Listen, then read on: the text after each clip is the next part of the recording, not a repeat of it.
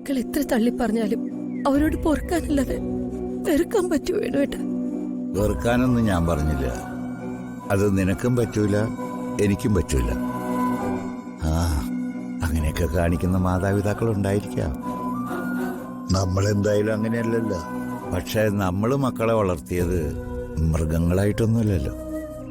അവര് നമ്മുടെ പൊന്നോമനകളാ. അതിലൊരാളുടെ കണ്ണൊന്നും കലങ്ങിയ നമ്മുടെ ഇടനെഞ്ചു പിടയും. പക്ഷേ എൻ്റെ നിന്റെ മനസ്സ് ശ്രീലക്ഷ്മി മനസ്സിലാക്കുന്നുണ്ടോടി? ശ്രീലക്ഷ്മി നന്നായിട്ട് വിഷമിക്കുന്നുണ്ട് വേണുവേട്ടാ.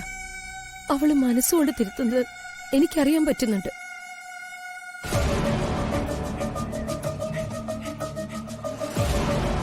അവള് മനഃപൂർവ്വം നമ്മളെ വെറുക്കുന്നതോ തള്ളിപ്പറയുന്നതല്ല. ഭർത്താവിനോട് അമ്മായിമ്മയോടൊപ്പം വഴക്കില്ലാതെ ജീവിക്കാൻ വേണ്ടി നമ്മുടെ കുഞ്ഞങ്ങനെ ചെയ്തു പോകുന്നതാ. എനിക്ക് ആ രുക്മിണിയെ പേടിയ. അവള് നമ്മുടെ കുഞ്ഞിനെ എന്തെങ്കിലും ചെയ്യുമെന്ന് എന്റെ ഭയം. ഏയ്, രുക്മിണി വാക്കുകൊണ്ടൊക്കെ മോളെ വേദനിപ്പിച്ചേക്കാം. അല്ലാതെ എന്തെങ്കിലും ചെയ്താ ഹരീഷ് തള്ളയാന്നൊന്നും നോക്കൊന്നുമില്ല, ചേരിപ്പെടുത്തി കളയും. ഇന്നലെ കൂടി ഞാൻ ശ്രീമോളുടെ ജാതകം ഒന്ന് വായിച്ചതാ. ജാതകവശ ഇപ്പൊ ഇത്തിരി കഷ്ടതയുണ്ട്. ആ, അതൊക്കെ പതുക്കെ മാറും.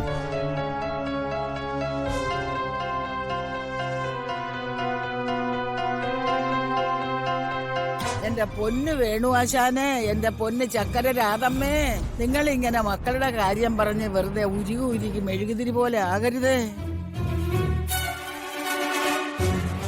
മക്കൾക്ക് പ്രായമായി കഴിഞ്ഞാ അവരെ അങ്ങോട്ട് മറന്നേക്കണം.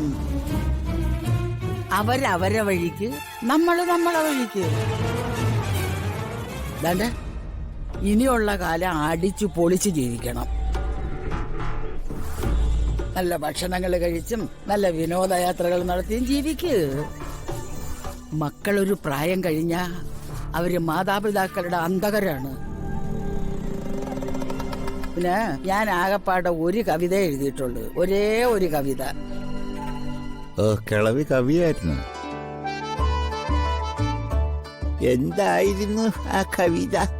മക്കളെ കണ്ടും മാമ്പൂ കണ്ടും കൊതിക്കരുത്. അതായിരുന്നു. ഇത് ലോകത്തെല്ലാവരും പറയുന്ന വാക്കാണ്. അവരൊരു കവിതയും കൊണ്ട് വന്നേക്കണം.